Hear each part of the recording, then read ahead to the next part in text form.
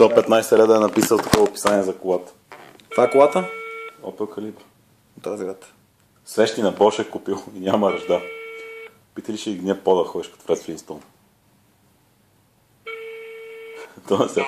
Ало, малко късно, обаче по важен въпрос се обаждам. Кажете. Става въпрос за колата, за калибрата. Съм много заинтересован, сега виждам и... Да. Актуално е все още обяват. Да, ма, каква цена мога ми да дадете, защото аз не видях на колко беше обявена, гледахме преди малко. Ами, без джантите за 2000. Без джантите за 2000. Какво ще А след джантите какви джанти са? 18. Къде ги гледахте? Къде гледахте обявата в Мобиле. мобил? В мобили, да. Ами, също обява имам в OLX, там има моделно обява за джанти. Да. Джанти са 16 тола и... Чакай, тук отворихме само да видим точно колата. 93-та, така, Opel, не е изгнило всичко така. Ама тя колата в Разград ли е?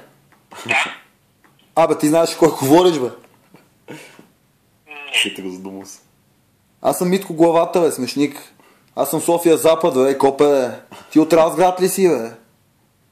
Слушай ме като ти говоря, отия на дому сега, Опитай ли обряза? Като дойдем на Левски в Разград, ще изпочупиме целия град, да знаеш, заедно с селата.